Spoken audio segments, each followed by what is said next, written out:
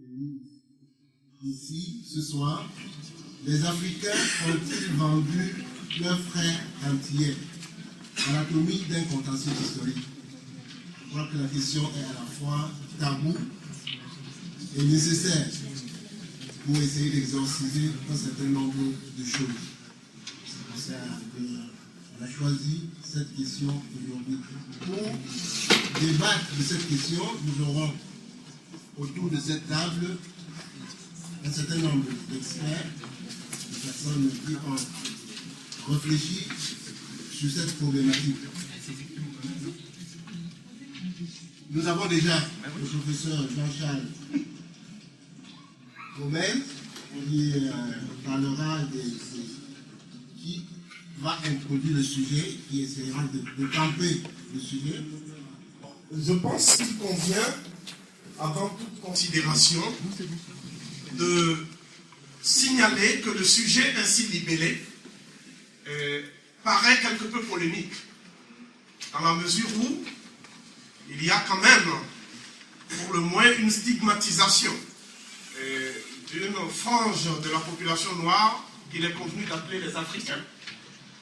Tandis que, d'entrée de jeu, une deuxième fraction de cette population est considérée implicitement comme victime, et donc les Antillais en l'occurrence, et que, partant de là, le sous-titre indique qu'il y aura une sorte de dissection d'un phénomène historique qui est précisément le phénomène qui est à la base du contentieux lui-même. Qu'est-ce qu'un contentieux? Un contentieux ne naît que lorsqu'il y a malentendu.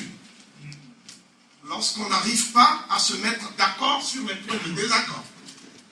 Donc il s'agit ici d'un malentendu, doublement entendu, où une victime semble se faire complice du bourreau pour faire des victimes leur propre bourreau. Je ne sais pas si j'ai été clair, mais on est obligé à ce stade de parler un peu en langage codé. Je puis l'exprimer ainsi. Le problème fondamental qui se pose ici, c'est que cette question a émergé de nouveau, comme d'ailleurs à toutes les époques de contestation et de montée en puissance du mouvement de renaissance africaine, qui, comme vous le savez, plonge ses racines dans les Caraïbes, où le panafricanisme a trouvé de grands hommes, de grandes voix, je dirais même des porte-voix. Et donc, la question de la division chronique entre Africains et Antillais constitue une question stratégique pour ceux qui nous maintiennent, aussi bien en Afrique que dans la Caraïbe, sous le joug d'une domination qui ne dit pas son nom, qui est édulcorée et qui est insidieuse aussi. J'ai voulu donc prendre le problème clairement et le traiter comme tel. Il est évident que les protagonistes de ce révisionnisme, notamment Olivier Pétré-Grenouillot, et ces nuls africains qui avancent masqués, ou d'autres d'ailleurs, ne sont pas capables de soutenir un débat scientifique et technique sérieux. Voilà pourquoi, face à la confrontation, qui est une évidence, quelque chose qui devrait permettre de trancher la question, puisque ce qui nous intéresse tous, je pense, c'est la restauration de la vérité historique, on assiste à un phénomène de, disons, de brouillage de pistes, et d'agressivité journalistique, alors que les scientifiques concernés se cachent eux-mêmes. Donc nous avons demandé à ce qu'un débat s'instaure, un débat national. Et ce débat, il faut qu'on l'ait entre nous d'abord. Parce que notre problème ne concerne pas les autres, c'est notre problème. Donc nous avons voulu poser ce problème à l'africaine de la façon la plus claire possible. Et nous allons trancher cette question avec toute l'argumentation ici à l'enjeu. Je pense que ici en France, il y a un lobby anti-nègre militant. qui, depuis quelques années d'ailleurs, se manifestent toujours au même moment. Et je vais, malheureusement, ce n'est pas l'usage. Ici, ce sont les euphémismes qui sont de règle. Je vais transgresser un peu quand même cette habitude qui s'est installée, y compris parmi nous, pour nommer les réseaux de ce véritable lobby. Il y a d'abord des gens qui ont lutté pour que leur cause soit une cause nationale et même internationale, parce qu'ils ont subi la Shoah. Et, ayant subi la Shoah, ils ont donc connu toute forme de discrimination, de souffrance. Et par conséquent, il est tout à fait légitime qu'ils en fassent un moyen de revendication.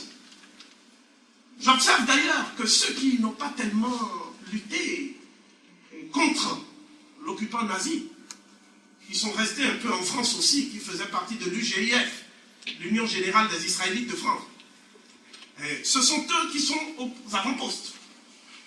Et je ne veux pas citer de nom, mais quand j'entends par exemple Finkielkraut, quand j'entends un certain nombre de personnes, je me pose la question de savoir où ces gens-là étaient lorsque la France était agressée.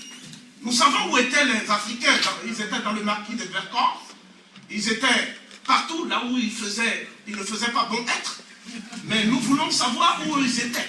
C'est une question simplement.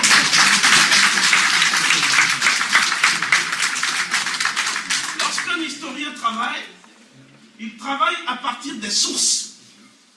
Donc, on est étonné de voir qu'il n'est question dans la nomenclature des sources présentées par Petre Grenouillot et les autres, il n'est question que d'arguments d'autorité, de témoignages de deuxième main, etc. Et on reste perplexe. Quoi qu'il en soit, il existe des sources qui sont aujourd'hui dissimulées, cachées. D'abord, il y a ce qu'on appelle les carnets de bord des négriers. Vous savez que quand vous prenez les carnets de bord des négriers, quand vous prenez les documents de référence des flibustiers et des négociants, j'en prends un à titre d'illustration qui est le traité du parfait négociant de Savary, qui est un ouvrage qu'on ne connaît plus aujourd'hui. Ils indiquent exactement les exactions qu'ils allaient faire en Afrique. Parce que c'était l'époque où personne ne pouvait imaginer que les Africains allaient avoir des descendants qui vont s'intéresser à la question. Donc, je vais passer sur le caractère extrêmement scrabeux de certaines exactions pour simplement dire que selon ces négociants, la seule chose qui les a amenés sur les côtes africaines, c'était le souci de prendre des hommes et de les introduire dans un système. Les introduire dans un système. Alors, un système, par définition, c'est une sorte de totalité signifiante dont toutes les parties s'agencent de manière à ce que le tout permette, effectivement, de contrôler et de gérer. Ce système en question, puisque l'esclavage, ce n'est pas autre chose, la traite, ce n'est pas autre chose. Ce système a été mis en place pour la première fois, non pas en 1492 ou après, mais le 22 juin 1444. Donc c'est en 1444 que des compagnies à charte, des rois catholiques, les patrons du Portugal, de l'Espagne, etc., se sont ligués, ont fait alliance, ont noué alliance avec les milieux de la finance. Et vous serez étonnés de savoir que, plus tard, des gens que nous vénérons même dans nos revues, dans nos livres, comme Isaac Newton, comme Spinoza, le philosophe Spinoza, celui qui a écrit le traité théologico-politique et l'éthique, etc. Et tous ces gens-là, comme Isaac Mendes France, l'ancêtre président du Conseil, comme tous ces gens-là, ils étaient actionnaires et bénéficiaires de la traite des Noirs. Lorsque Dieu donne donné a dit que tout le monde a participé et a mis de l'argent et a recueilli des bénéfices, on a dit tout de suite qu'il était antisémite. Et il y a eu plein de problèmes. Moi, je dis ici que Dieu donnait, sur le plan historique, a raison. Et que je demande à ce qu'on m'inculpe pour qu'on puisse dire ça aux juges.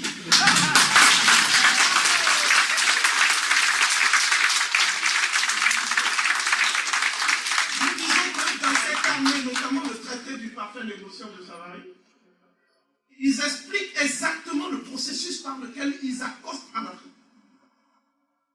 Les Arabes vont être chassés en 1492, qui étaient arrivés sur la péninsule ibérique en 711.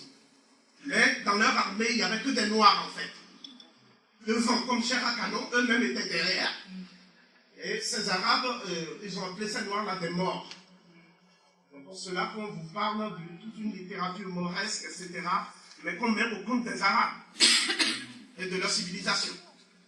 Et nous disons que ces Arabes ont donné à l'Occident qui était complètement à la traîne.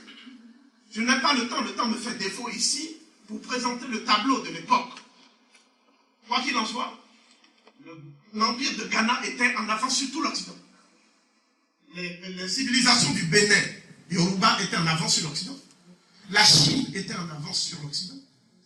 Mais sans la conquête de ces Noirs et de ces Morts qui étaient détenteurs du legs technologique pris, non pas auprès des civilisations du pourtour de la Méditerranée, c'est encore un autre euphémisme inventé par Brodel, mais les civilisations de la vallée du Nil. N'est-ce pas?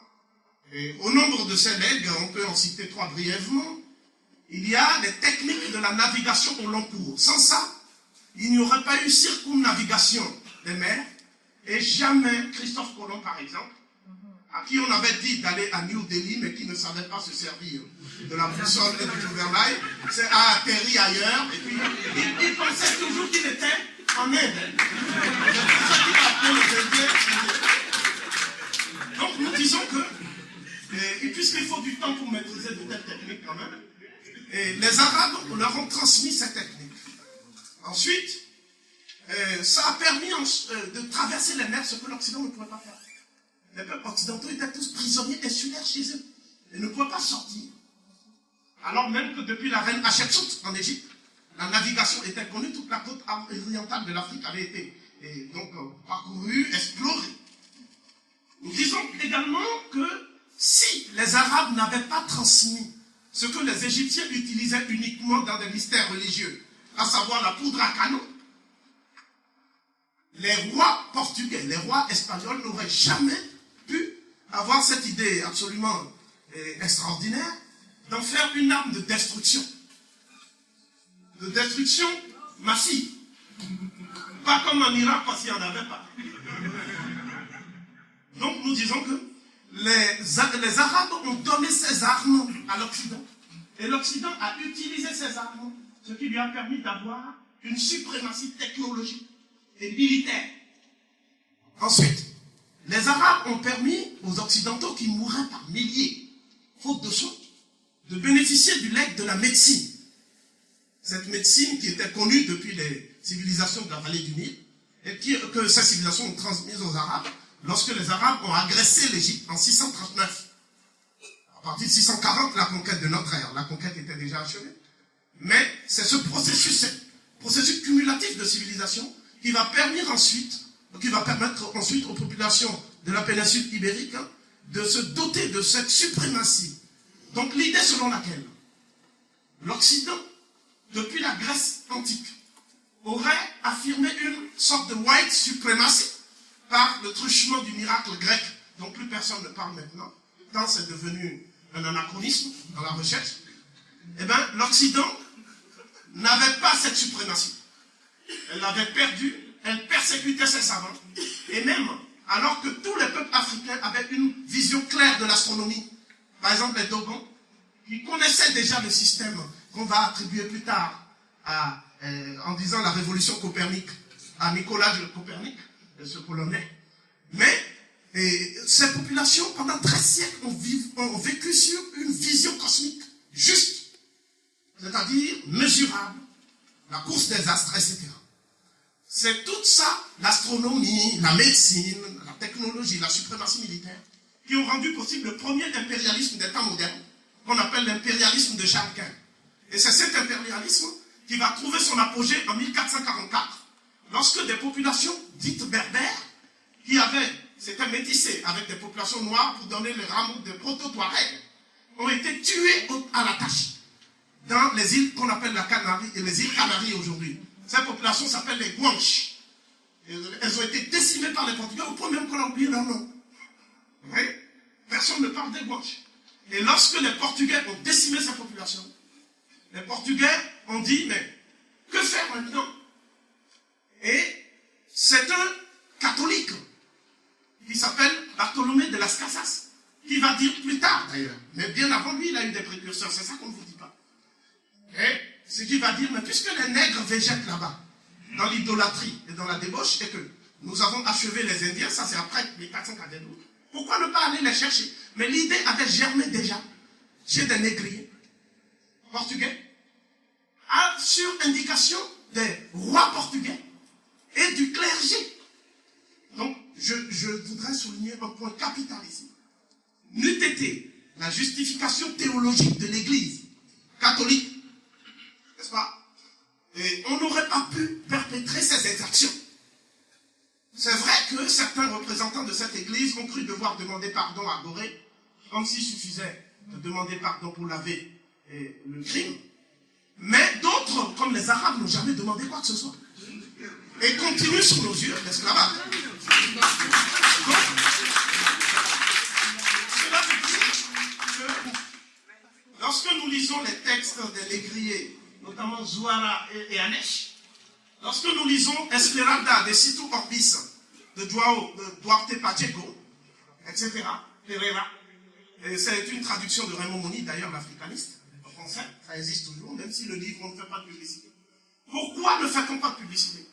Parce que c'est dans ces livres que les négriers expliquent comment, pour s'amuser, ils jetaient des noix aux requins, en demandant aux requins s'ils ont faim, etc. Pour s'amuser, je dis bien. On arrache les négrillons des seins de la femme noire, et on jette le négrillon devant la mer, etc. Il y a eu tous ces cris. La question que je me pose est simple. Pourquoi aujourd'hui l'Occident ne sort pas ces documents? Il faut sortir ces documents. Tous ces documents sont cachés. Je les appelle les carnets de bord des négriers. Donc il faut verser ces documents au dossier maintenant. Puisque nous, on a vendu. Donc si on a vendu, nous, on veut bien qu'on instruise notre procès. Mais il ne faut pas que ce soit un procès à charge. Il faut que ce soit un procès juste. Qu'on sorte ces documents, on va discuter. Personne n'a le courage intellectuel et moral de sortir ces documents. On sort des thèses pseudo-scientifiques pour tromper les gens et garder les gens. Mais Peter Donouyo est incompétent. Il ne peut pas soutenir un débat technique, même de niveau élémentaire. Donc,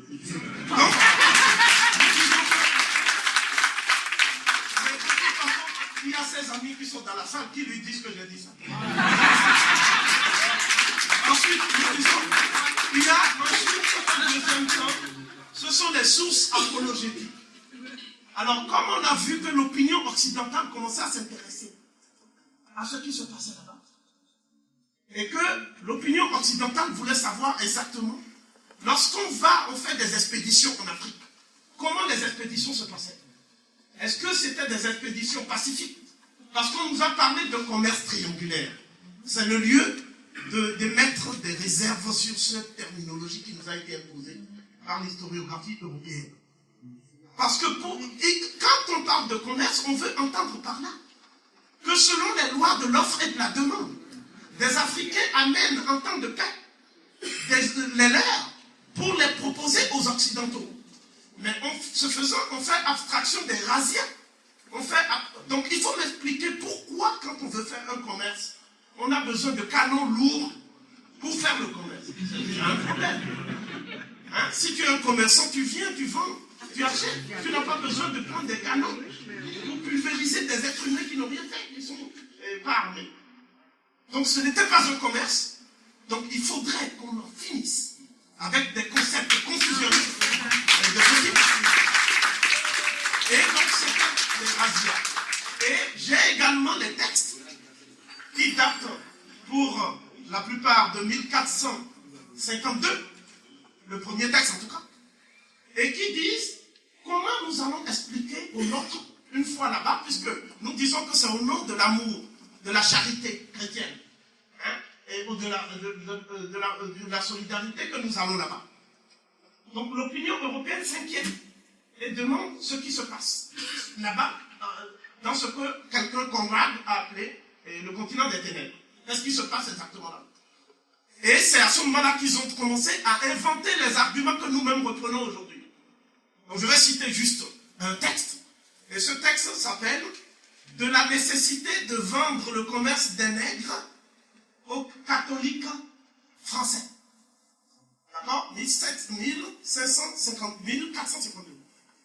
Et ce texte-là, qui est dû à Dupuis, il dit ceci: si on nous pose la question de savoir comment ça se passe là-bas, ce commerce, nous allons d'abord expliquer que les populations qui sont là-bas sont dans un état de guerre perpétuelle. Donc la guerre de tous contre tous.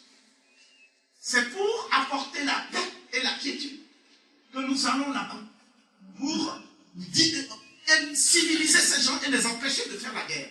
Donc nous sommes une force d'interposition, je prendrai donc des termes extrêmement contemporains, une force d'ingérence humanitaire, pour mettre un peu de civilisation là où il y a la sauvagerie. Donc comment quelqu'un, un Français de bonne foi, en lisant cela, ne peut-il pas dire, bon finalement c'est une œuvre de paix. Deuxièmement, on dit, mais ils ont de l'or, ils ont l'or. Les rois du Ghana là, ils ont l'or. Le roi s'assoit sur l'or. Sa coiffure c'est de l'or. Tout c'est de l'or. Mais il ne sait pas la valeur de ça. Donc nous voulons lui prendre juste l'or. Mais il résiste. En disant que c'est le trône de son ancêtre. Il ne veut pas céder. À ce moment-là, nous sommes obligés de prendre l'or parce qu'il y a des miséreux et des pauvres en Europe.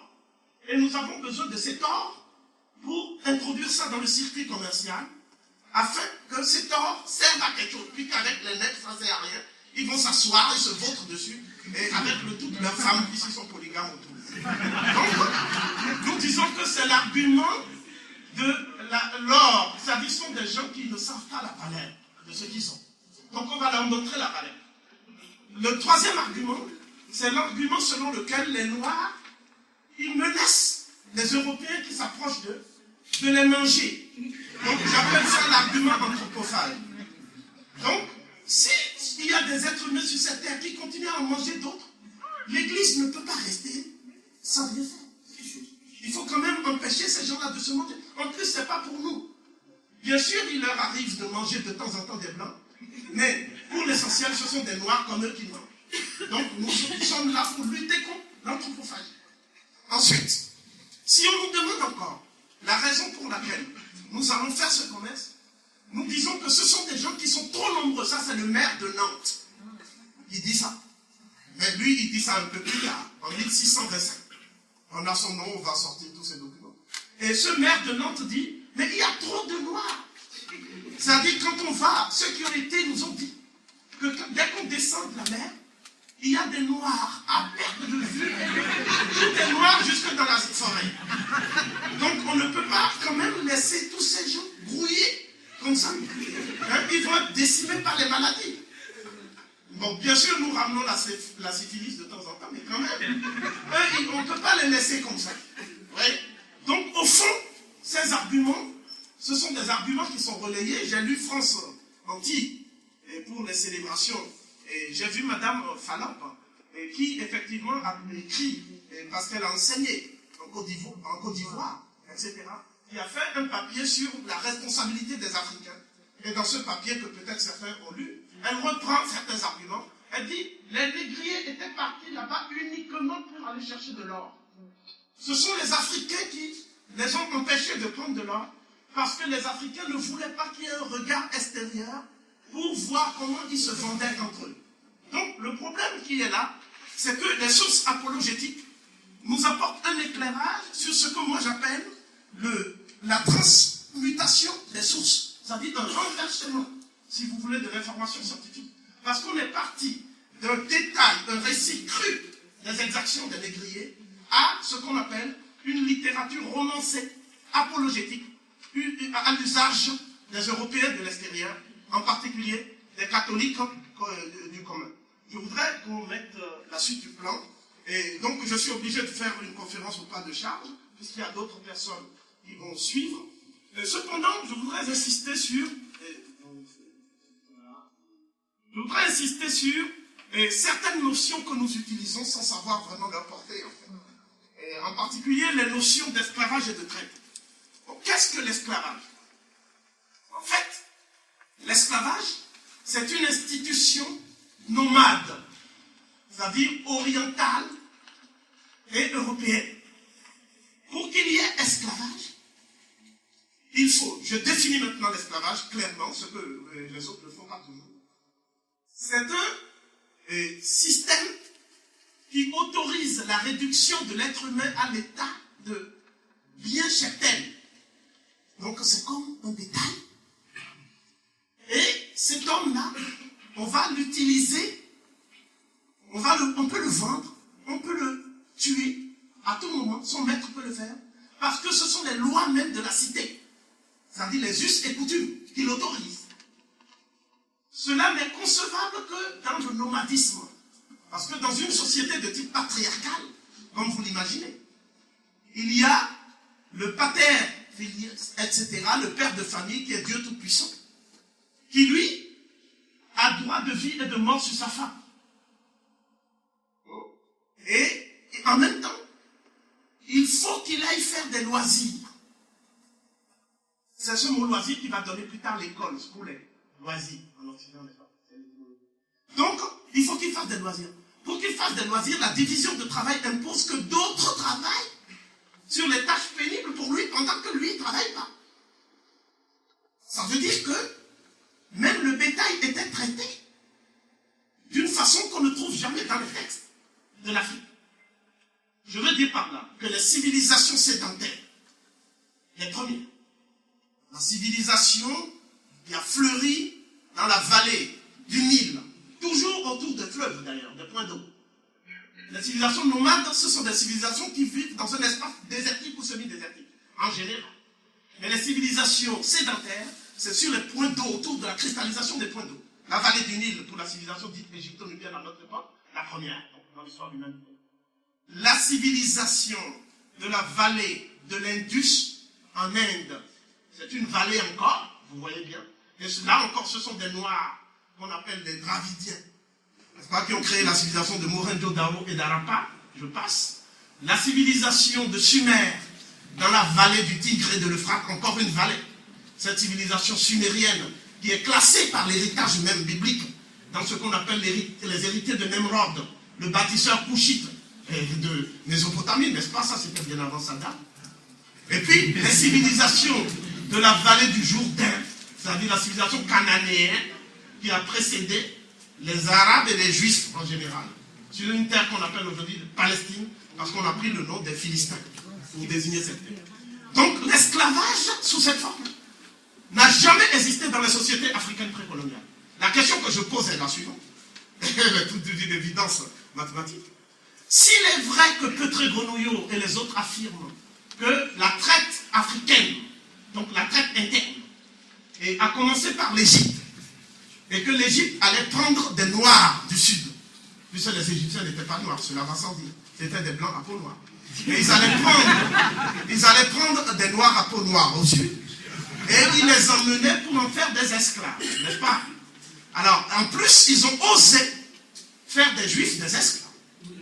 Ils ont osé.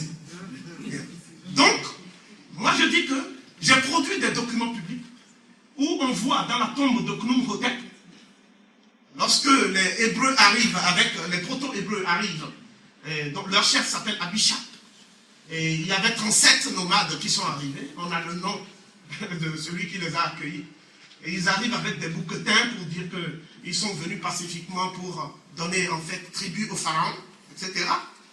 Et c'est en tout cas le contenu, le DVD que j'ai fait, et en tout cas c'est ce document. Mais ce document est toujours coupé. Quand vous prenez le document entièrement, vous voyez qu'il y a tous les salaires qu'on donnait à ces Hébreux et ces Ixos sont leurs descendants.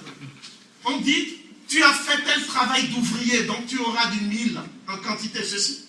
Si tu veux un peu de bière, on te donne aussi, parce que les Noirs aimaient des bières. Et comme les Hébreux aimaient bien manger des oignons, on leur donne un peu des oignons aussi. On dit, bon, vous prenez comme vous aimez bien les oignons de l'Afrique. Donc, je dis que les Hébreux savent qu'il y a ces documents. Ils savent bien qu'il y a des salaires, ce sont des ouvriers, ce n'étaient pas des esclaves. Hein, qui travaillaient dans les travaux de terrassement, qui n'étaient pas si pénibles que ça, puisque vous voyez dans la tombe de Rekmirek, ces gens-là qui travaillent. Hein. Donc ils vaquaient à leurs occupations, ils allaient chez eux, ils avaient des villages d'Asiatiques, etc. Donc cet argument massu qui peut détruire l'idée de l'esclavage de l'Égypte, on ne le produit jamais. On continue à culpabiliser les Africains, hein, avec une négrophobie qui confine maintenant à la pathologie. Donc, nous disons que si l'esclavage existait également, il devrait y avoir des concepts pour désigner. Parce que le mot esclave n'a rien à voir avec les Noirs.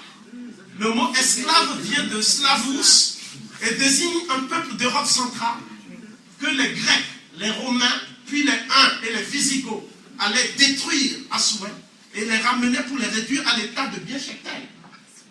Il en résulte donc que noir ne pouvait pas être équivalent à esclave, puisque noir signifie un peuple de blancs. Esclave veut dire blanc. Donc c'est une institution de famille, ça ne nous concerne pas, puisque nous on n'avait pas ça.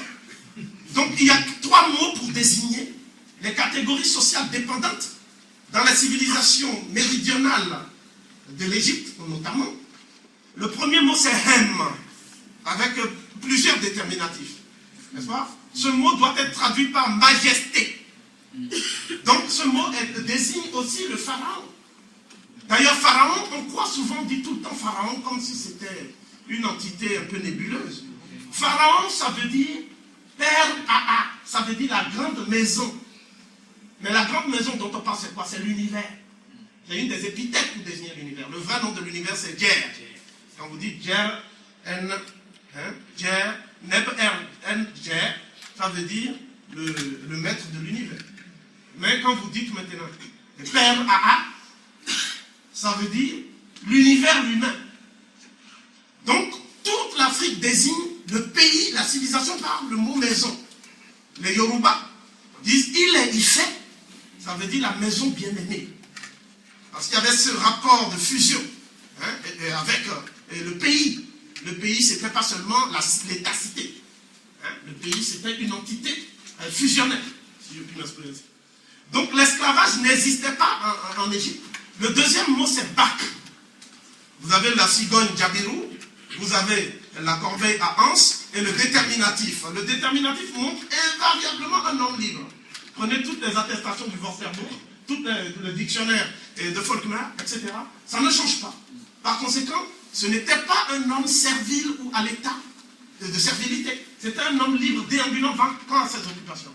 Seulement, il avait des fonctions attachées à une maison donnée, et il travaillait et il rentrait chez lui. Ensuite, il avait un salaire. Et le troisième terme, c'est le terme Seker Ank, qui veut dire le vivant blessé. Mais le vivant blessé, pourquoi? Même s'ils n'étaient pas toujours blessés d'ailleurs. Mais il est privé de l'affection des siens. Et il agresse en général l'Égypte. Donc ce n'était pas les Nubiens qu'on appelait Seker Ankou. C'est le pluriel, n'est-ce pas? C'est fixation de W pour le pluriel. C'est la règle de l'Égyptien. Donc, ce n'était pas seulement ça.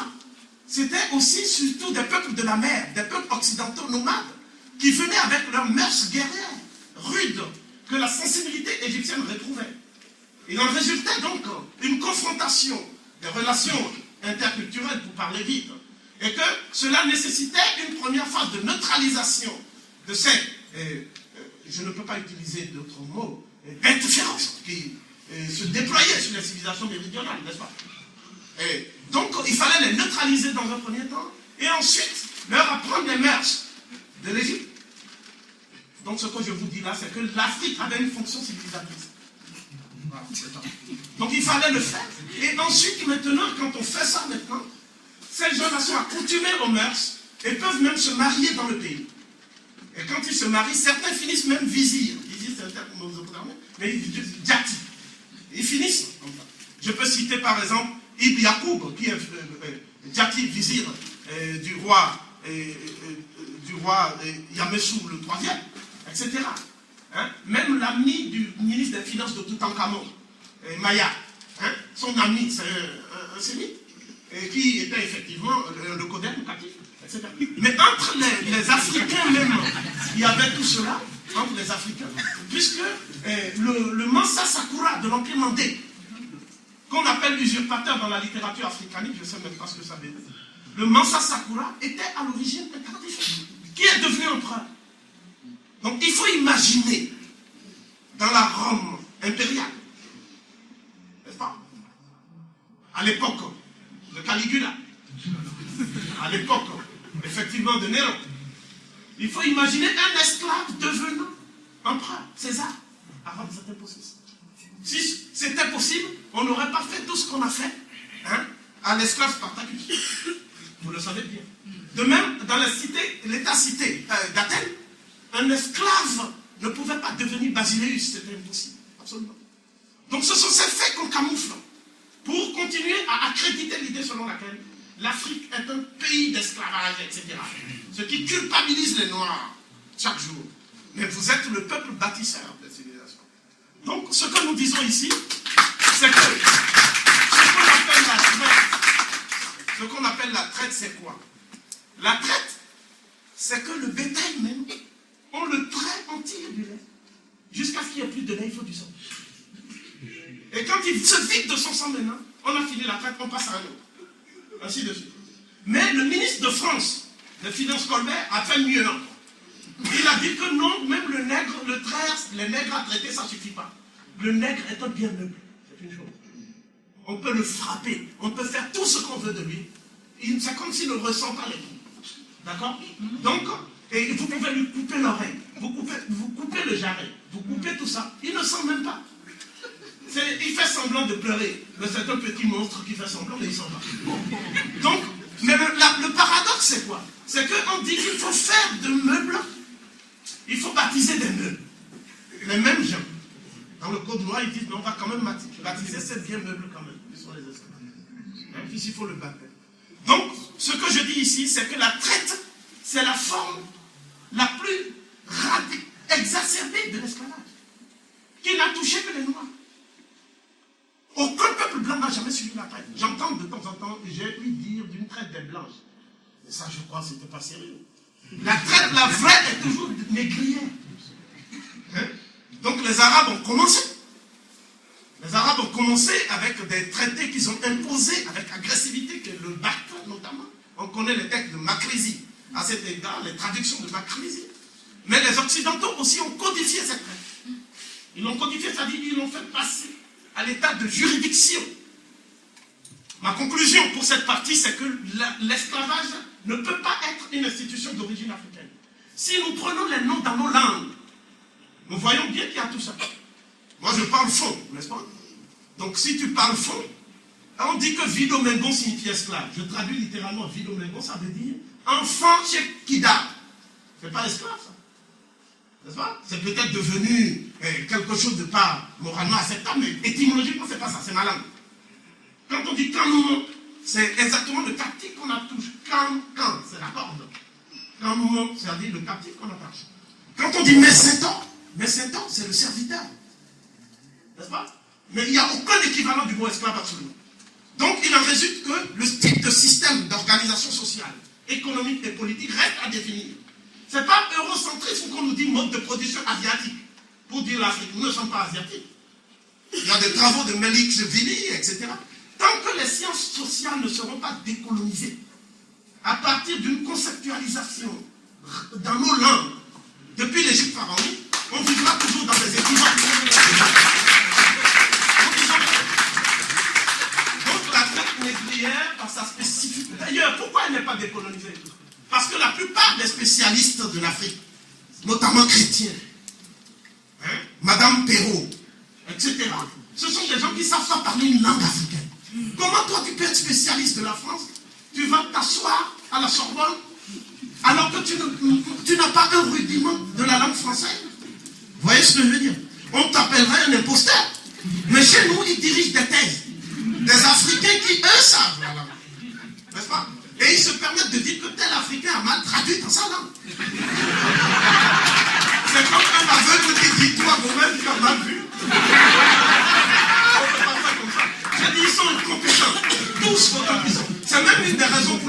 fait plein de cabales. J'ai dit ici publiquement, ils sont incompétents et les Africains ne doivent pas dire qu'il y a des bons et des mauvais africanistes. Ils doivent en finir avec cette anomalie que constitue l'institution africaniste.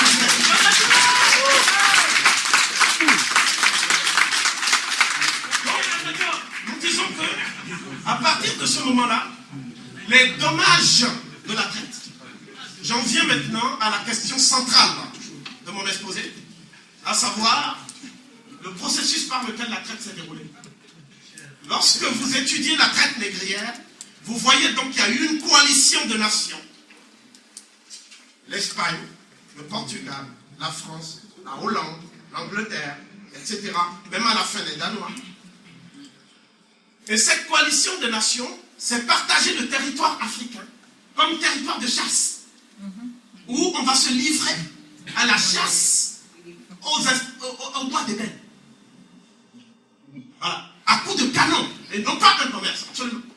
Je le dis ici, et personne ne peut dire le contraire, puisque de toute façon, on a les documents. S'ils disent ça, je vais même sortir d'autres documents encore. Donc, il y a même des documents qu'on parle, quand même, il y a la réserve.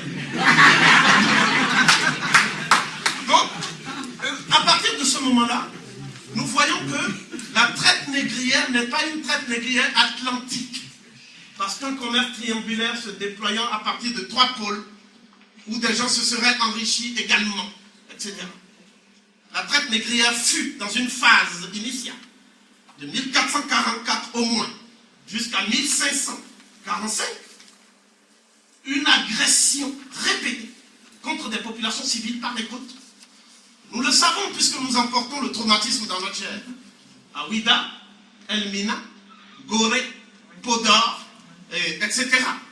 Tous ces points-là, où vous voyez des forts. Les forts, c'est quoi? Ce sont des châteaux forts, comme au Moyen-Âge. C'est-à-dire des citadelles de guerre. Donc comment pouvez-vous concevoir un commerce, une transaction libre, dans un contexte sécuritaire aussi exacerbé? C'est impossible. Donc nous disons qu'il y a méprise sur les termes, et non seulement il y a méprise sur les termes, mais il y a escroquerie même scientifique. Donc, je dis que c'est impossible. À partir de ce moment-là, il y a une deuxième phase maintenant, parce que ceux qui parlent, ce sont des gens qui ne connaissent pas très bien l'historiographie. Quand on connaît l'historiographie, il y a des concepts sur lesquels on ne peut pas transiger. Je vais prendre un des concepts pour aller vite, et c'est ce que j'appelle la loi de la causalité historique. Lorsque vous étudiez un phénomène, qui est un phénomène d'agression frontale entre peuples militaires, donc par conséquent, lorsque vous étudiez ce phénomène, vous voyez toujours qu'il y a ce qu'on appelle, quand on recherche la cause, ou les causes, l'enchaînement causal, les historiens appellent ça. Celui qui a le plus étudié ça, c'est Townby. Mais il y a aussi Drusinet qui a travaillé sur ces questions-là. N'est-ce pas? L'enchaînement causal montre qu'au départ, il y a dans la première chaîne des responsabilités, le premier niveau, ce qu'on appelle les planificateurs et les concepteurs des génocides. D'accord? Au deuxième niveau de responsabilité, il y a ce qu'on appelle ceux qui ont fourni la logistique, c'est-à-dire économique, ceux qui ont donné les moyens financiers de l'opération.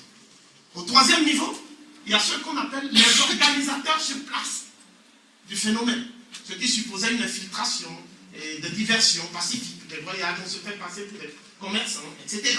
Et puis après, maintenant, on indique le terrain. Il y a ensuite ce qu'on appelle les hommes armés, les bras armés, les hommes de main, les mercenaires, les gens qui allaient chercher les noirs dans les razzias. Nous avons des témoignages de razzias. Par exemple, une sorte de razzia qui a touché l'ancêtre de toute son ouverture. À Alada, puisque c'est là-bas même où j'ai grandi, chez ma grand-mère, n'est-ce pas? La statue de toute son ouverture à Alada, c'est nous-mêmes qui l'avons fait au Bénin. C'est pas peut-être qu'un Congo. Et donc, ce grand haïtien, qui est originaire d'Alada, son ancêtre, avant de prendre le bateau, il était ministre de la Défense du royaume d'Alada. Donc quand tu es ministre de la Défense, on t'appelle Gaou. N'est-ce pas? C'est pas comme la Côte d'Ivoire maintenant. Mais il y a le Gaou Bouturi, qui est le frère du roi Béanzé, ministre de la Défense d'Abomey. Il a un peu trahi son frère, après il est devenu ministre, il est devenu roi, mais en fait les Français l'ont enlevé, ils l'ont déporté après. Donc, c'est aboli à tout. Il y a maintenant le Gaou d'Arana. C'est l'ancêtre de tous ces ouvertures. Il s'appelait Gaou Degeno. Mais les africanistes disent Gaou Guinou, Gaou Guinée. Tout le monde ne peut pas être guinéen. C'est la famille Degeno. La famille qui a été détruite. Donc, ils ont attaqué par des razzias successifs. La famille du grand Ignace, c'est pareil. On en parlera tout à l'heure. Donc, ce que je dis, c'est qu'à ce troisième niveau, il y a ce qu'on appelle le niveau maintenant de ceux qui, face au canon, pour ne pas aller en captivité, n'est-ce pas, refusent le combat frontal face au canon. Mais il y a ceux qui ont fait ce combat frontal. Donc, on ne vous dit jamais dans les livres les résistances africaines. Jean-Pierre Soulou va le dire tout à l'heure. On ne dit jamais. C'est comme si l'Afrique n'avait jamais résisté. Jamais. Quand Oruno Lara a fait sa thèse de doctorat, parce qu'il enseignait au Cameroun, sur une résistance africaine, celle des Diaga, qui a donné les Quilombo, qu'on connaît, qui sont devenus célèbres au Brésil par la suite, n'est-ce pas? Mais on a dit, il ne faut même pas parler de ce livre. Il ne faut pas parler de sa thèse, c'est même pas la peine. D'abord, c'est un Antillais, qu'est-ce qu'il va dire là-bas que les autres quel est son problème? Alors, justement, alors, donc, nous disons que ce n'est pas seulement la résistance des Diaga.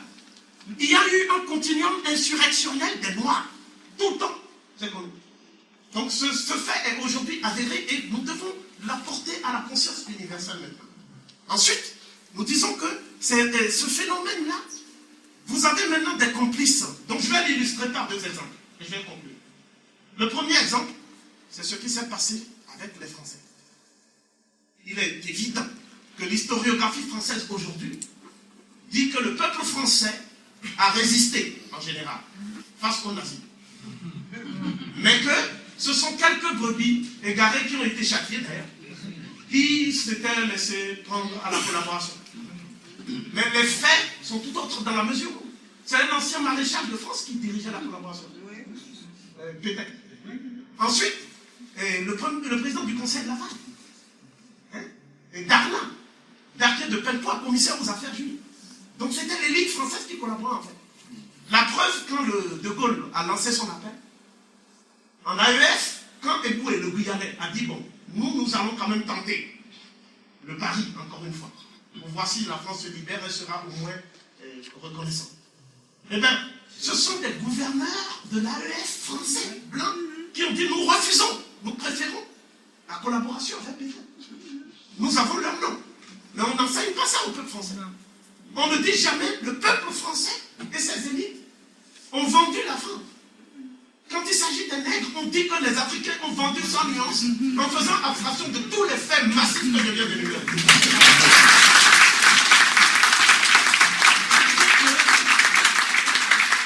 Je dis qu'il s'agit d'une entreprise hasardeuse qui ne peut pas prospérer scientifiquement.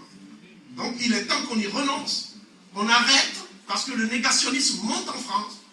Chaque fois qu'il y a un problème en France, une crise d'identité, il y a une stigmatisation des populations noires. On fait comme si ce sont les Noirs qui créent des problèmes en France. Combien de Noirs posent des bombes en France? On nous dit Fofana, etc.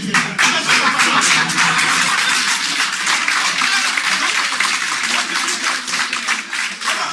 Le président de la République se déplace parce que Fofana a eu un problème. Mais quand les populations noires sont brûlées vives dans des hôtels, jusqu'à présent on ne nous a pas dit les résultats de l'enquête, on dit que ce n'est pas grave, le président ne se déplace pas.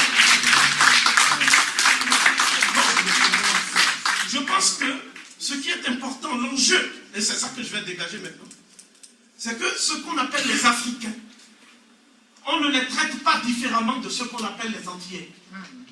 Aujourd'hui, ils nous ont rendu un service extraordinaire. Ils nous ont rangés tous dans les minorités visibles. Donc,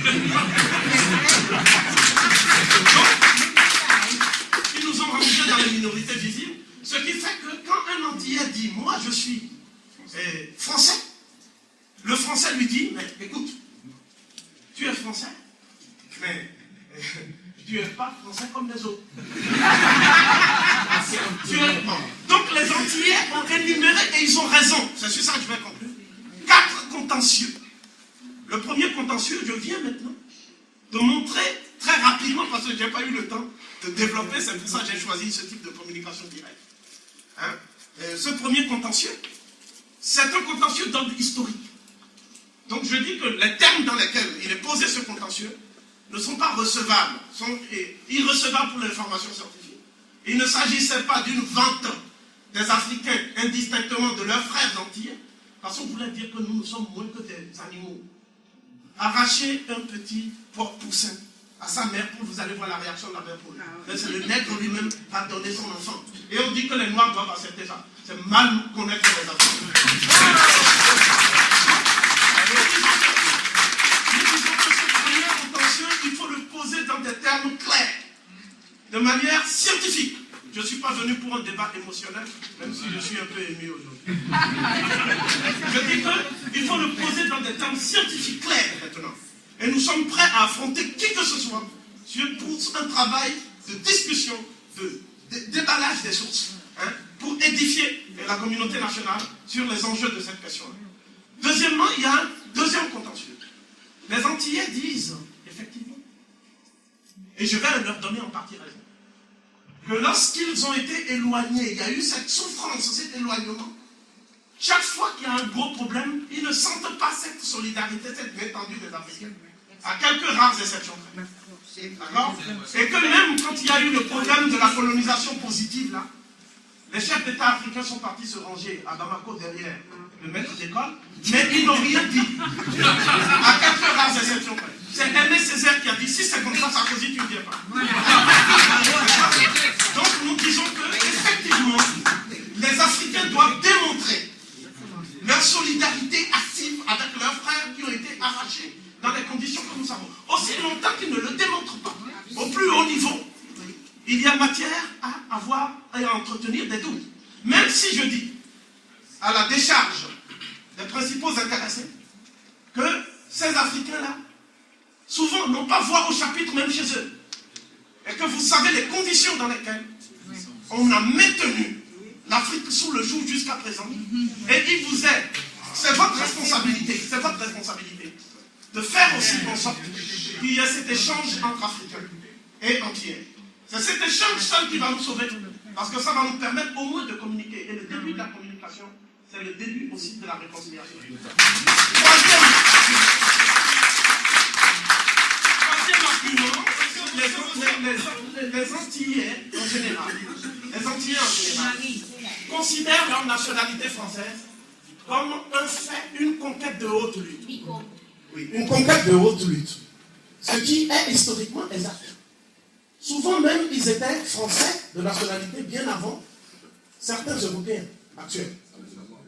Mais ils n'ont pas toujours été traités de la même façon.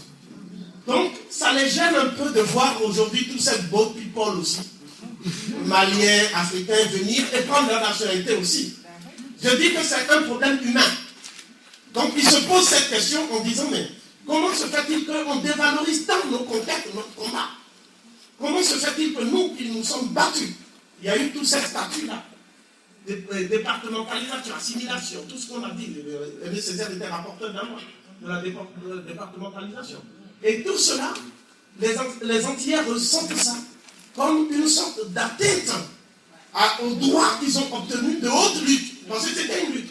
Il faut voir comment ils ont lutté. Celui qui a été le plus sommet en Europe, en France ici, c'est Monnerville. Et Monnerville, on a tout fait, effectivement, pour qu'en cas de vacance de pouvoir, il ne soit jamais en position d'être le chef de l'exécutif.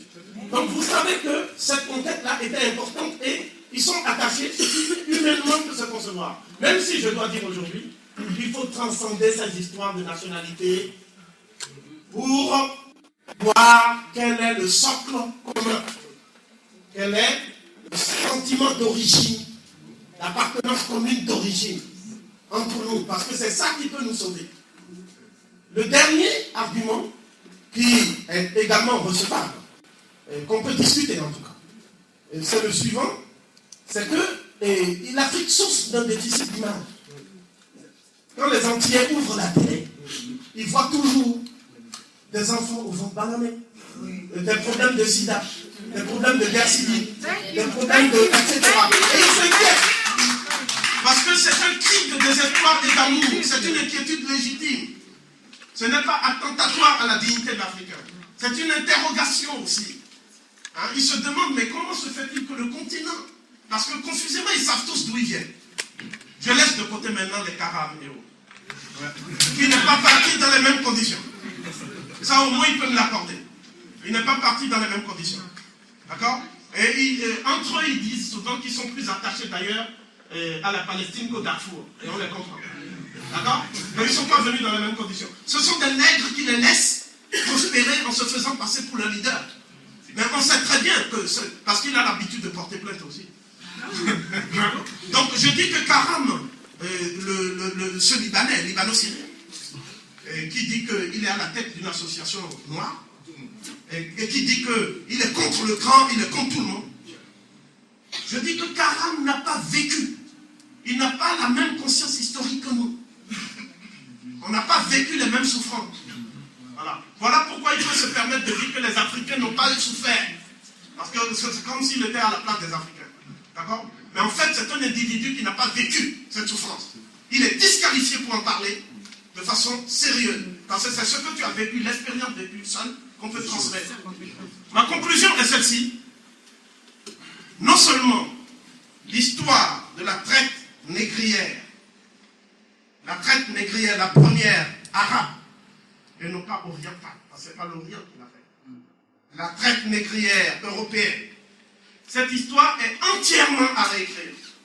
Donc nous sommes entrés dans un grand chantier qui est la rédaction de la véritable histoire de l'esclavage et de la traite négrière, du point de vue de l'historiographie africaine elle-même, et de l'historiographie afro-américaine, afro-caribéenne, et non pas du point de vue de l'historiographie eurocentriste, raciste, qui jusqu'à aujourd'hui continue à vendre ces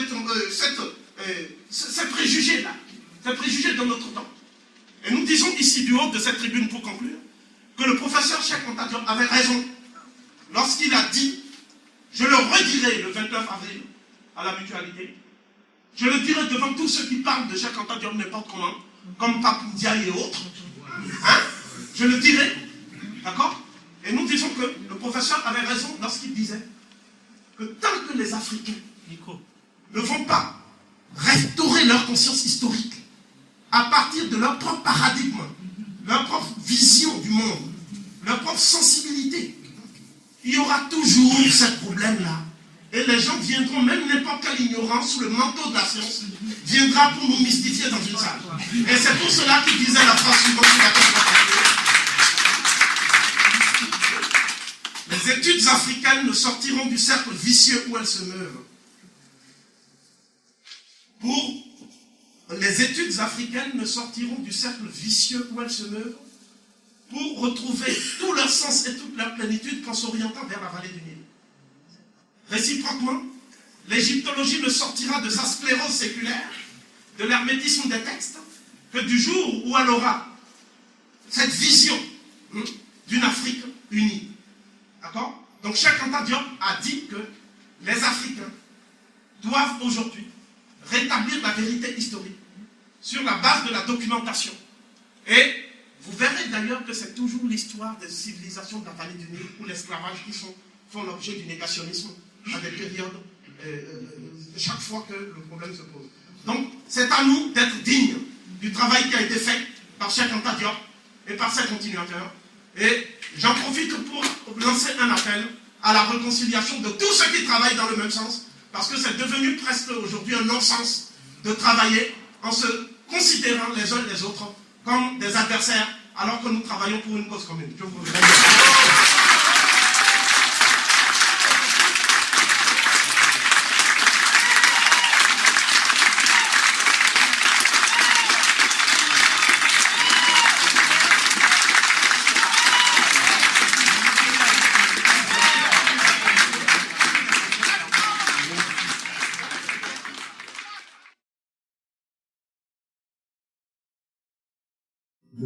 Jean-Philippe Omobile, qui nous parlera ici, qui nous parle d'un livre, je crois que c'est le révisionniste en chef, je ne sais pas, peut-être que le révisionniste c'est un procès, mais un livre qui parle de traite négrière, essai d'histoire globale. Mais pour résumer ce livre, en fait, le livre dit la traite négrière, il n'y a pas que nous qui l'avons fait, tout le monde l'a fait. Donc, puisque tout le monde l'a fait, la responsabilité est partagée et on n'en parle plus, c'est terminé. c'est juste résumé comme ça le livre. Donc tout le monde l'a fait et puis on n'en parle plus. Merci, c'est gentil. Bonsoir à tous. Je voulais tout d'abord remercier Jean-Charles pour son intervention. On peut dire qu'il a mis un certain nombre de points sur l'équipe. Et je voulais aussi remercier Jean-Pierre pour son intervention sur la mission, parce que c'est une thématique qu'on n'apporte pas suffisamment. Alors, je me propose, avec vous, donc d'explorer la thématique qui est donc l'ouvrage de Petré Grenouillot, Les traites négrières, essai d'histoire globale, ouvrage historique ou révisionniste. Donc on va saluer tous les amis de Petré Grenouillot qui sont dans la salle. On va leur rappeler que normalement il était prévu qu'on ait un fight à l'université de Lyon la semaine prochaine, et que l'université n'arrête pas de l'appeler, et que jusqu'à présent, M. Petré Grenouillot on le maquille. Parce que il y a un certain nombre de choses qu'il faut pouvoir dire en face à un certain nombre de personnes, et que là, pour le moment, on n'a pas droit encore à une vraie discussion. Donc, le sens de la lutte contre la falsification de l'histoire des razzias négrières est un traite. Alors, je voulais juste faire une petite aparté rapide. Donc, comme vous savez, il y a 3 ouvrages, mais je voulais, donc, il y a l'origine négro-africaine du savoir grec, qui est mon premier ouvrage, les racines africaines de la civilisation européenne, qui est mon second ouvrage, la traite négrière, vérité et mensonge, qui sera la thématique centrale de mes propos. Et je voulais juste informer de la sortie de nouveau. Donc il y en a un qui est là, qui est les humanités classiques africaines pour les enfants. C'est un ouvrage, comme dit René Louis, qui est extrêmement important dans la mesure où la démarche, c'est de rendre accessible aux jeunes de 4 à 14 ans les thèses de Cheikh Anta Diop. C'est-à-dire leur permettre de découvrir leur histoire à travers un ouvrage didactique. Et ça, c'est important. Et aussi, il y a le discours afrocentrique sur l'aliénation culturelle. Donc j'ai mis à la place du cerveau un Rubik's Cube, parce que le nombre des gens aliénés, des politiciens en ce moment, ça pousse comme des gens aliénés. Donc je pense qu'il fallait mettre un certain nombre de points sur les i. Donc on va rentrer dans la thématique globale avec un avertissement. Donc avec un avertissement qui est le suivant. Dans le cadre du crime contre l'humanité que représentent les razzias négrières et l'esclavage, le récit historique des descendants de victimes ne saurait être identique au récit révisionniste des descendants de négriers. Parce qu'une telle situation conduirait inexorablement à la dépréciation du crime. Et nous nous enfermons nous-mêmes dans un piège. Parce que nous n'avons pas affaire à des gens qui nous aiment. Et ça, c'est important de le souligner. Donc, les traites négrières, essai d'histoire globale, ouvrage historique ou révisionniste. Donc, comme vous le savez, Petré Grenouillot a même reçu donc, le prix du CEDA d'histoire en 2005 pour son ouvrage qui est une vraie fumisterie. Et on aura l'occasion de voir, parce que Petré Grenouillot n'est que la face visible de l'iceberg, dont la face cachée est immense. Et vous allez voir arriver des choses qui dépassent l'entendement. Et si vous ne comprenez pas aujourd'hui que vous êtes les seuls supporters sponsors, non seulement de l'histoire africaine, mais aussi des chercheurs et des historiens, nous allons le payer cash, mais pas seulement nous, nos enfants aussi. Parce que là, ce n'est plus une partie de plaisir. Nous sommes en guerre, autant vous le dire franchement. Et nous sommes en tenue de combat, puisque notre tenue de combat, c'est notre couleur de peau.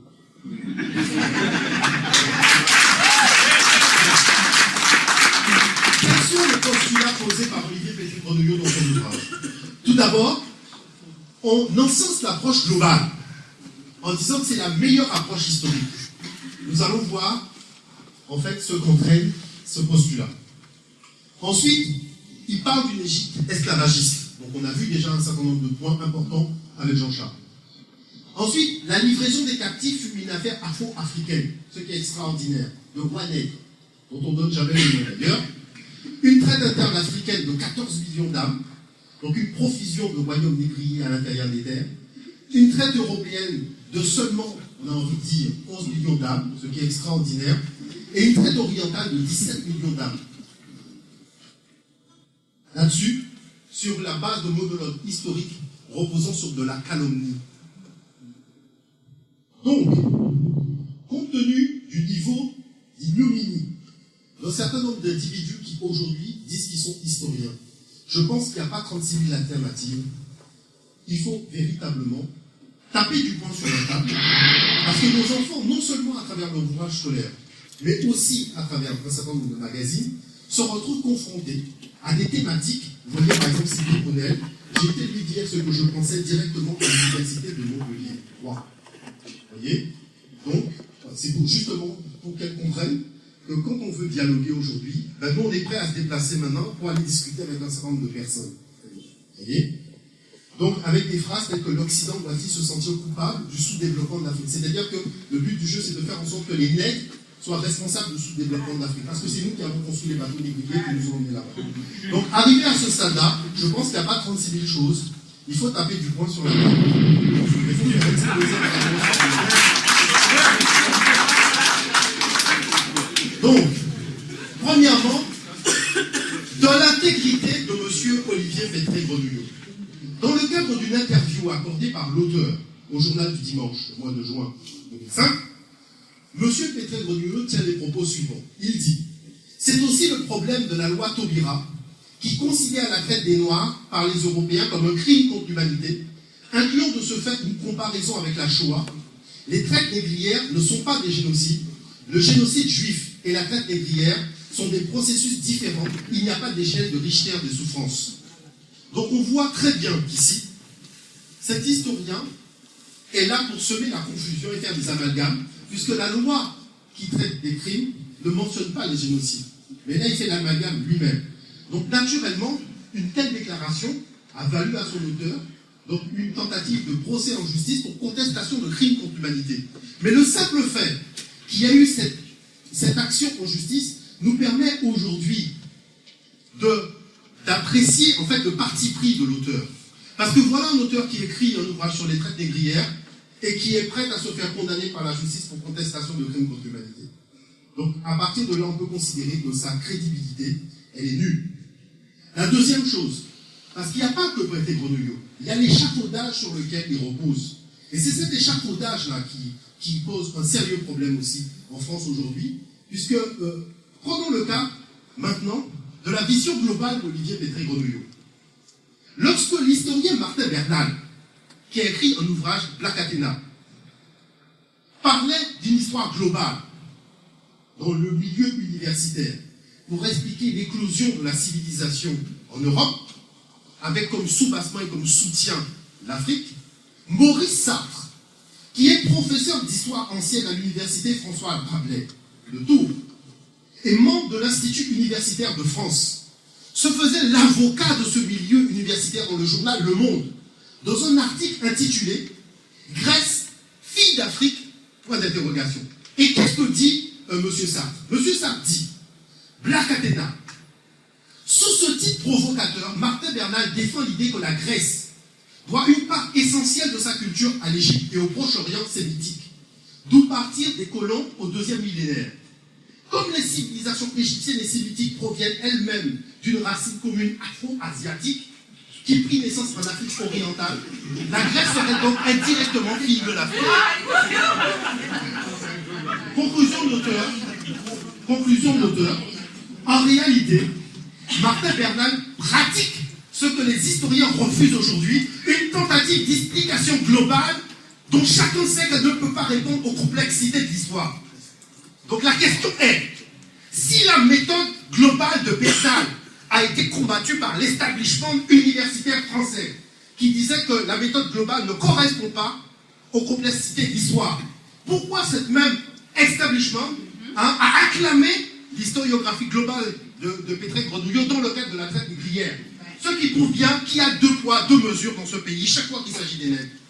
Et ça, il faut le dire, vous voyez? Donc ça, il faut mettre les points sur les i.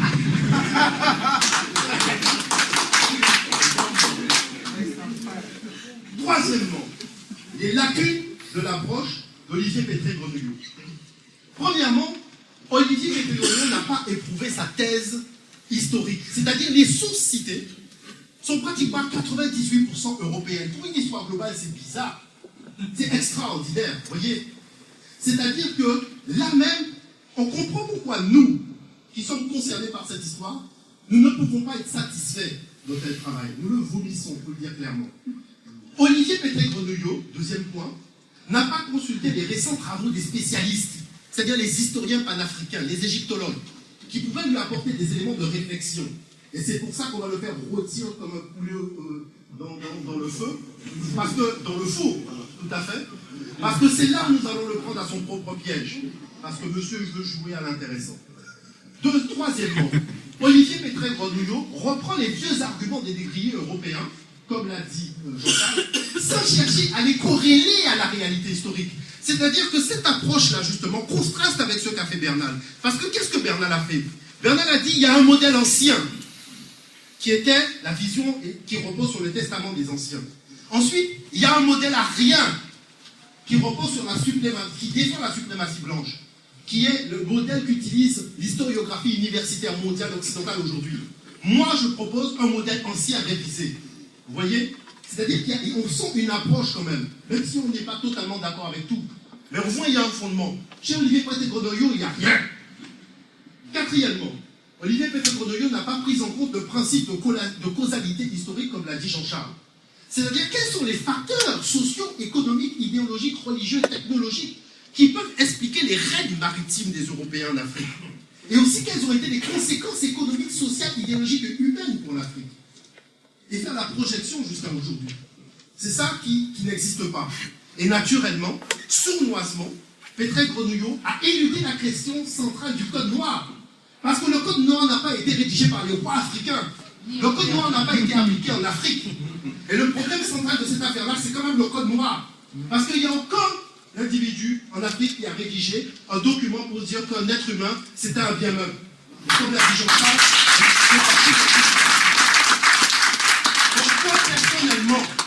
moi personnellement, et que cela soit dit et qu'on le sache, le problème que j'ai à régler, c'est le problème du Code noir. Parce que ce problème-là est grave. C'est l'échec total de la philosophie et de la pensée occidentale. Les gens se quand je vois des mecs aujourd'hui qui vont s'asseoir pour parler des droits de l'homme avec des individus qui considéraient... Vous vous rendez compte, depuis qu'ils ont aboli l'esclavage, par rapport au temps qu'on a été traités comme des biens meubles, on a encore quelques années à tirer. On a été plus considérés comme des biens meubles que comme des citoyens de ce pays, totalement à part d'ailleurs. Bon. Quatrièmement, l'effet de diversion historique. C'est-à-dire que Olivier Pétré-Grenouillot désigne l'Égypte ancienne comme la grande pourvoyeuse d'esclaves dans l'Antiquité, en s'appuyant sur un récit biblique qui repose sur rien, qui est du vent, c'est une fable romantique, en éludant l'étude même de la langue égyptienne, donc langue africaine de la période pharaonique, qui pourrait lui permettre d'avoir donc des éléments étymologiques. Ensuite, il élude même la problématique de l'origine même européenne du terme esclave, parce que c'est de ça dont il s'agit, la paternité. Il y a aucun dictionnaire africain dans lequel le mot esclave existe. Bon. Et en masquant ce qu'on peut appeler aussi cette traite blanche, Jean-Charles parle aussi de commerce, mais c'est européen-arabe. Et ça, on va le voir. C'est-à-dire ce qu'on appelle ces peuples-là nomades sémitiques qui vivaient dans le milieu social du patriarcat. Donc on va rentrer dans les détails. Analyse du berceau culturel social des peuples sémitiques et indo-européens, la problématique du nomadisme et du patriarcat. Si on regarde donc aujourd'hui l'origine donc fondamentale du berceau sémitique, on s'aperçoit que quoi? Ce sont des gens qui vivaient essentiellement dans le désert, donc ils se déplaçaient comme des nomades, avec leur cheptel sur le dos. On ne dit pas méchamment, mais il faut mettre les points sur les i à un moment. Donc il y avait une problématique de lutte contre le climat hostile. Ce climat hostile, c'était essentiellement la chaleur du désert. Et je sais de quoi je parle, puisque j'étais sur le terrain, donc je sais. Qu'est-ce qu'on retrouve dans ces modes de vie? Le vol, la rapine et les batailles. Donc ils sont susceptibles, leurs propres historiens même en parlent. Ce n'est pas des choses qu'on invente. Bon. La valorisation du guerrier, l'infériorisation de la femme. Donc le père, comme a dit Jean-Charles, chef de famille. Et la convoitise des biens des sédentaires. Puisque ces gens-là sont constamment à la recherche de terre, de biens, de nourriture et de compagnie. Donc à partir du moment où on vit dans de telles conditions, naturellement ça va avoir des incidences sur la philosophie et le moral même du peuple, qui va trouver normal d'élaborer des codes noirs, parce que dans le monde sémitique, il y avait des codes noirs aussi. Bon. Donc à partir de là, voilà les conditions dans lesquelles ils vivaient. On se déplace beaucoup. Vous voyez? Comparativement à l'Égypte, où on ne trouve pas ce type d'habitat. Bon. Donc on sait que les berceaux ancestraux juifs et arabes se sont particulièrement illustrés dans la pratique esclavagiste même. Eux-mêmes ils le disent. Babylone même était une entreprise esclavagiste, une cité esclavagiste. Et c'était la même chose pour la Syrie. Et voilà pourquoi le professeur Assouti dit que l'Arabie pré-islamique était déjà esclavagiste. Donc voilà pourquoi dans leurs propres documents, on retrouve l'origine même de ce qu'on appelle la déportation, où on attachait les gens par le cou. Et quand ces gens-là vont déferler en Afrique, vous allez retrouver ça. C'est-à-dire qu'on va se retrouver confronté à des individus qui viennent appliquer les mêmes méthodes qu'ils ont déjà expérimentées et brevetées dans leur berceau originel. Ceci. Marque de fabrique sémitique. Copyright. Non mais il faut dire. Il faut dire. Vous voyez? Donc le problème fondamental, il est là. Bon. Ensuite, dans ce berceau, on a la déclaration du sultan du Maroc, qui dit que le trafic d'esclaves est un sujet sur lequel toutes les sectes et toutes les nations ont été d'accord depuis l'époque des fils d'Adam. Donc voilà pourquoi dans leur propre berceau, ils ont l'habitude d'avoir des esclaves qui sont issus d'eux-mêmes. C'est-à-dire dans leur région, ils se mettent les uns les autres en esclavage, si au gré du plus fort et du plus faible. Mais tant que ça se passe chez eux, franchement, je m'en fous. Je préfère vous le dire franchement. Je m'en fous. Tant que ça se passe chez eux, je m'en fous. Mais si jamais ouvrez, ils viennent parler de l'Afrique, je suis obligé de tirer un peu. Parce que là, ça ne va plus. Donc, on se retrouve avec des salles de vente en milieu sémitique où les femmes sont habillées. Toutes les femmes qui sont en bas vont être vendues. On a salle de vente, on a des gens qui font monter les enchères. On a des hommes qui sont venus acheter. C'est pas nous qui avons fait le truc. C'est eux-mêmes. C'est eux-mêmes qui ont fait ça. Vous voyez? Donc les femmes sont habillées et elles vont être vendues. Qui coulait à yo? Bon. Vous voyez? Voilà. Donc voilà l'origine du machin. Marque de fabrique sémitique. Il faut arrêter de couler les necks, c'est extraordinaire. Donc pour taper sur Abraham, dans la Bible même on dit qu'Abraham prit Ismaël, son fils, et tous ceux qui étaient nés dans sa maison, et tous ceux qu'il avait acquis à prix d'argent. 318 individus acquis à prix d'argent. Donc Abraham même est un gros esclavagiste.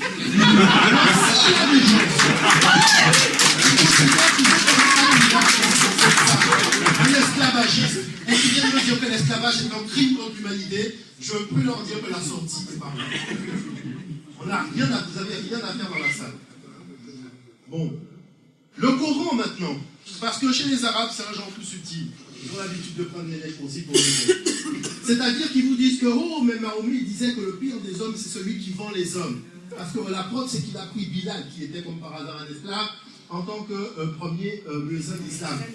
Mais ces gens-là, vous voyez, le roi Ibn Saoud d'Arabie écrit quoi? Si notre sainte loi autorise l'esclavage, elle exige que les esclaves soient traités avec le soin paternel. Ceux qui agissent contrairement à la loi seront condamnés par Dieu. C'est-à-dire que les gars ont réussi un truc extraordinaire. On annonce la venue du royaume de Dieu, dans lequel il n'y a ni maître ni esclave, avec un bouquin qui défend l'esclavage. Moi, je vais vous dire une chose. Dans ce genre de cas, ce n'est pas le royaume de Dieu qu'on annonce. Je ne sais pas ce qu'on annonce, mais il va falloir quand même leur dire que s'il n'y a pas d'esclavage au royaume de Dieu, et que tu as un bouquin qui explique qu'il faut traiter tes esclaves, franchement, ce n'est pas le royaume de Dieu, tu nous prends pour des bons. Et donc voilà pourquoi on se retrouve dans le berceau sémitique avec des traces, c'est-à-dire des documents. Ce n'est pas des choses qu'on invente, c'est-à-dire qu'il y a des documents sur lesquels on voit bien qu'ils pratiquaient ce principe esclavagiste-là, donc dans leur berceau originel. Parce que là, on est vraiment obligé de, je dirais, franchement, d'aller carrément passer les couches en perse, là. Nous, je vais compter loin. Bon, maintenant, dans le monde indo-européen ancien, les Européens aussi sont issus du nomadisme, puisqu'on sait que dans leur berceau originel, les steppes euro-asiatiques, ils sont venus donc du nord, en fuyant la glaciation. Donc, qu'est-ce qu'on s'aperçoit? C'est la même chose que les Sémitiques. À une différence près, c'est le climat, là, il fait froid. Donc, on fuit le froid. Mais c'est le même système, le patriarcat, le nomadisme, la femme infériorisée qui compte pas, le chef de famille qui est maître de tout, la convoitise des terres et des biens d'autrui, hein, la valorisation du physique masculin, débouchant même sur l'homosexualité, les parenthèses qu'on ferme. Donc naturellement, ces conditions-là vont avoir des répercussions sur le mental même des individus.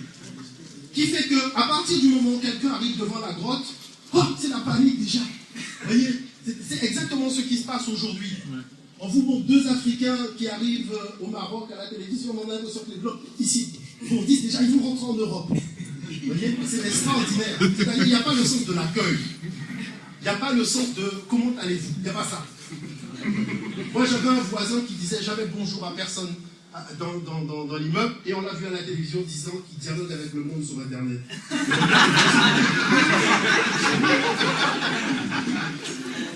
Il y a 2 individus qu'il faut franchement retenir, c'est Aristote et Platon, dans ce berceau indo-européen.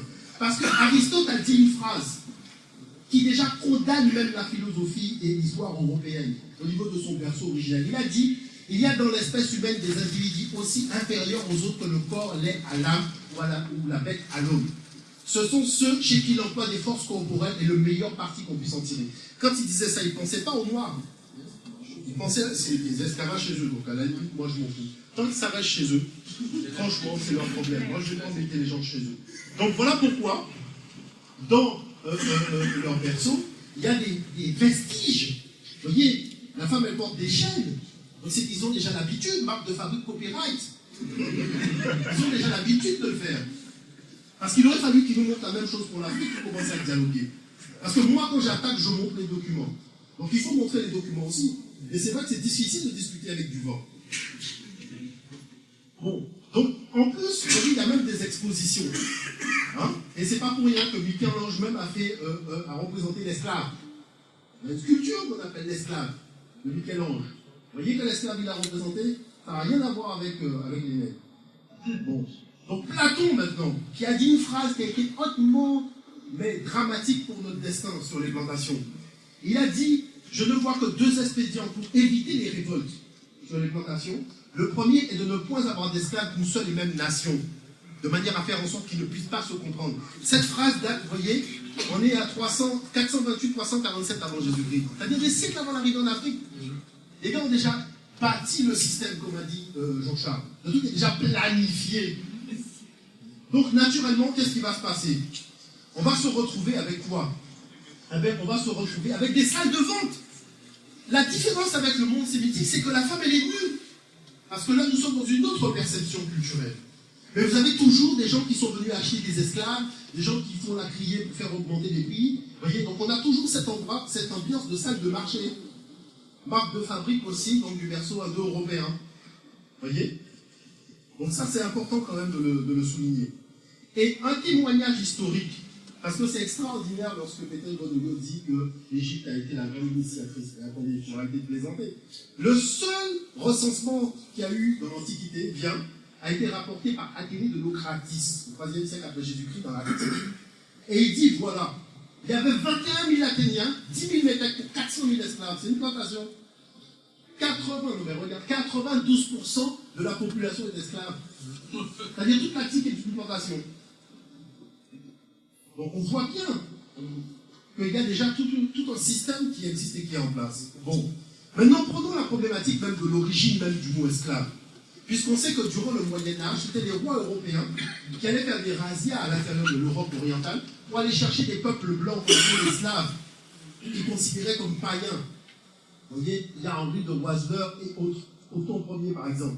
Et ces captifs-là venaient alimenter un commerce entre les Arabes et les Indo-Européens. Donc un commerce européo-arabe qui a été prolifique entre Venise et l'Empire arabe.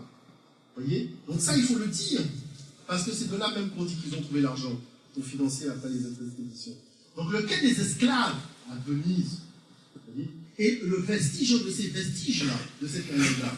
Et c'est à ce moment-là, comme a dit Jean-Charles, que le mot slavus, qui désignait les Slaves, a donné sclavus, d'où le mot esclave, qui représente en fait des biens meubles européens. Voilà, je dirais, il n'y a pas... Et le Sénat de Venise, vous voyez, en grand argentier du fabrique, œuvrait pour limiter le nombre de captifs par bateau. Donc il y avait l'habitude même de déporter les gens par bateau. Alors là, le contentieux commence déjà à venir un peu, quand on commence à faire le cahier des charges, il est un peu élevé.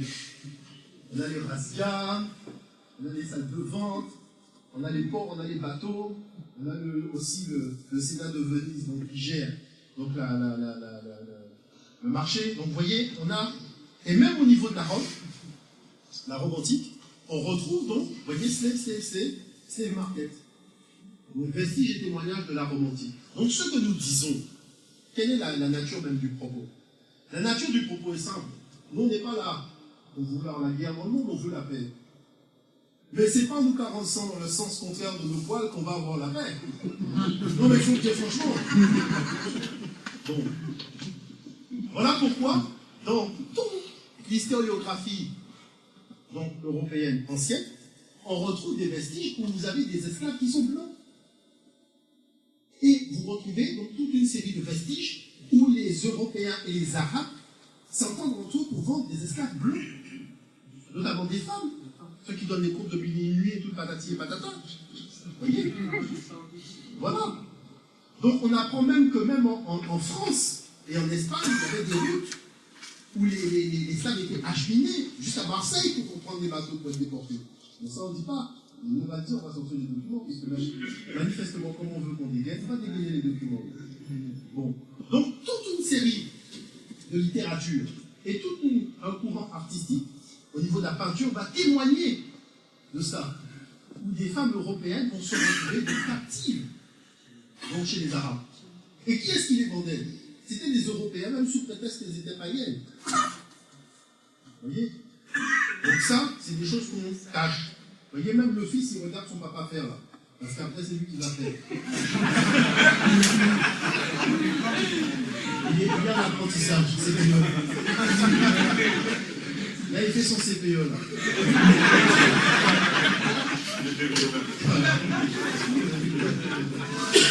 Les documents sont là. Les documents sont là. On veut nous culpabiliser sur quoi? On veut nous faire avoir honte de quoi? Mais voilà les professionnels. On est des amateurs et on a construit des bateaux. Tout à l'heure, parce qu'il faut que j'avance. Donc, ce qu'il faut voir dans cette chose-là, c'est que maintenant il faut analyser le berceau africain. Et nous, on dit une chose. On attend les gens sur le terrain du berceau africain. On est prêts. On défie même la planète entière, même la stratosphère, même les Martiens, si tu veux. On paye le billet de navette sous coupe spatiale. 600 qui peuvent venir raconter des éléments. Parce que nous, on sait une chose. De l'aveu même des historiens français qui ont étudié l'histoire depuis l'Antiquité, ils vous disent c'est sédentarisme et matriarcat, qui caractérise même la société couchite, c'est-à-dire les nègres. Donc c'est ça qu'il faut comprendre. Donc c'est quoi? Une civilisation de sédentaires bâtisseurs de monuments. Vous voyez? C'est comme ça que le truc était compris, qui s'installait, comme a dit Jean-Charles, dans des vallées où il y avait des cours d'eau. C'est pas nous qui partions chasser les individus. Bon. Donc la valorisation de la nature nourricière et la recherche de l'harmonie avec elle, parce qu'on vit dans un climat il fait chaud. On est bien. Vous voyez, si les Européens étaient bien chez eux, ils seraient restés chez eux, sinon ils nous emmerdaient chez nous, c'est qu'ils n'étaient pas bien chez eux. Voilà. Une vision de la femme comme égale et complémentaire à l'homme, puisque la femme même était reine, accédait à toutes les postes de pouvoir, donc en Afrique. Et ça a continué. Bon. Et une organisation gouvernementale centrée sur des principes de justice et de sagesse divine, caractérisée notamment par la Mahat. Vous voyez? Donc, la problématique, c'est que tout ça nous a rendu un peu trop peace and cool. C'est ça, on est un peu peace and love, on est gentil avec tout le monde. C'est ça le problème. C'est-à-dire qu'on a vécu dans un régime où il y a un moment, il fallait mettre un coup de pression et on l'a pas eu. Alors, naturellement, les gars nous bousculent aujourd'hui. Vous voyez? Et tout le monde flippe. On vous dit, ah machin, parce que comme par hasard, plus personne ne sait rien. Non, il faut arrêter de flipper. Bon. Il faut bousculer les gens, il faut les bousculer. Donc, comme a dit Jean-Charles, en Égypte ancienne, il y avait le bac, qui veut dire le serviteur, mais c'est un homme libre démarié. Il y a une certaine heure, il arrête même de bosser. Il va bosser pour lui. Vous voyez, donc le problème est réglé. Bon, ensuite, il y a le hem, le féminin. Le hem, ça veut dire l'épouse. Là, ils sont mal. Le terme qui disent que, non mais c'est un truc extraordinaire. Le thème qui veulent faire croire que c'est le thème qui veut dire l'esclave, était appliqué à Pharaon lui-même, Hemet, qui veut dire sa majesté. Et quand Hem, vous le mettez au féminin, Hemet, ça donne l'épouse. Ça va être des sous. L'épouse royale. Le machin, donc les gars sont mal barrés. Donc ensuite, il y a le Sekeran qui est le vivant blessé. Mais c'est un vivant blessé, mais s'il est blessé, c'est qu'on prend soin de lui. C'est pas un vivant qu'on va tuer. On n'emmène pas à l'abattoir, on dit le vivant qu'on emmène à l'abattoir.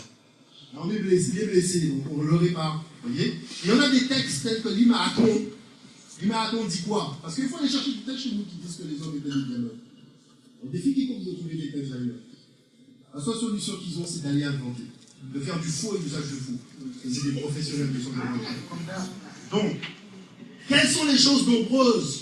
Quelles sont nombreuses les choses que tu as créées? Donc j'ai supprimé des lignes pour aller à l'essentiel. Ô Dieu unique, voyez le mot unique. On va vous dire après à vos gamins que l'Égypte était polythéiste.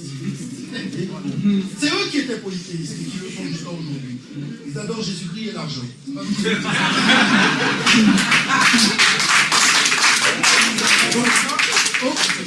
Ô Dieu unique qui n'a point autre au-dessus de lui, tous hommes, troupeaux et bêtes sauvages, tu as mis chaque homme à sa place et a pourvu à son nécessaire. Chacun a sa nourriture et son temps de vie est compté. Les langues sont séparées dans leur expression, leur caractère, comme leurs peaux sont distincts. Seigneur de l'univers, tu as organisé l'univers. Okay? Seigneur de l'univers entier, tu as organisé l'univers. Voilà les textes qu'on avait nous. Vous voyez? Bon. Donc, le problème, c'est qu'il y a un gars qui s'appelle Jean Baillet, spécialiste qui a écrit un bouquin qui s'appelle Les termes, je vais vous dire très honnêtement, les noms de l'esclave en égyptien.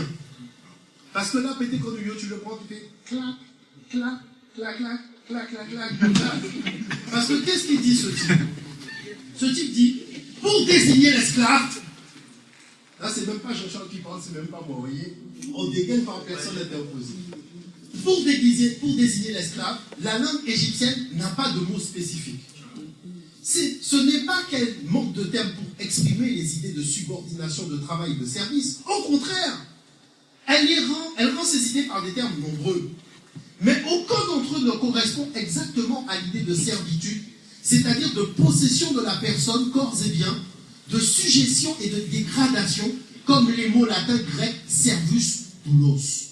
Ni leur emploi, ni leur sens intime et leur étymologie, autant qu'on peut les saisir, ne les dit à cette signification. Donc lorsqu'il va dire que l'Égypte ancienne a été la grande initiatrice, M. Pété Cornelio est un escroc. Et ça, il faut le lui dire en face. Mais encore, c'est ce qui nous représente. Il faut lui dire que c'est un escroc. Et nous disons à son fan club que c'est un escroc. Voilà, c'est tout. Mais s'il y en a un qui veut prendre la suite, ben, il n'y a pas de problème, on l'attend. Donc, on a des documents qui montrent dans quelles conditions les gens travaillent.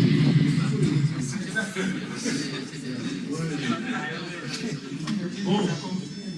Quelle fut l'attitude exacte des Européens en arrivant en Afrique? Quel a été leur comportement? Eh bien, je vais vous dire une chose. Serge Dagé, qui est professeur d'histoire de l'Afrique à l'université Charles de Gaulle de Lille, Lille 3, Lille 2, qualifie les exactions européennes interafricaines aux premières années du contact Europe-Afrique d'actions terroristes. Ce qui est extraordinaire. C'est-à-dire, moi, je ne peux pas trouver de mots plus fort. Je suis désolé, moi, je dis, il dit, voilà, l'attrait du profit conduit à l'action terroriste. Alors, si ce type, qui est professeur d'histoire, a la documentation devant les yeux, et dit le comportement de mes pères en Afrique équivaut à ce que fait le TA ou je ne sais pas quel autre machin, ou à Wakanda, hein, puisque c'est eux aussi qui ont la paternité du truc. Ah ben, le problème est avec lui. Voilà, moi j'ai même plus à discuter. Bon, je fais vite. Bon, lorsqu'on voit la bulle papale, janvier 1454, le pape il dit quoi dans la bulle? Il dit attaquer, conquérir, vaincre, réduire et soumettre tous les sarrasins, tous les nègres païens et autres ennemis du Christ, où qu'ils soient avec leur royaume et compagnie, en servitude perpétuelle. Donc on a la note d'intention. Donc le problème, encore une fois, est réglé. Il n'y a pas de commerce. Bon, je continue puisqu'on n'a pas beaucoup de temps. Où sont les royaumes africains d'Olivier Pétré Cornelio qui seraient négriers? J'ai pratiquement terminé. Jean-Michel Deveau, qui est professeur d'histoire moderne à l'université de Nice. Il est auteur d'un ouvrage qui s'appelle L'or des esclaves. Qu'est-ce qu'il dit? Il dit lorsqu'un témoin oculaire est arrivé sur la côte de l'or, au Ghana, ce type a dit, et a écrit, confirmé par Vino de Belfond, en 1669, pour les esclaves sur cette côte, ils n'en ont pas beaucoup. Vous voyez? Ne leur étant pas permis, à moins qu'ils ne soient nobles, de faire ce commerce, ce qui fait qu'ils n'en ont que pour leur service des champs ou du ménage.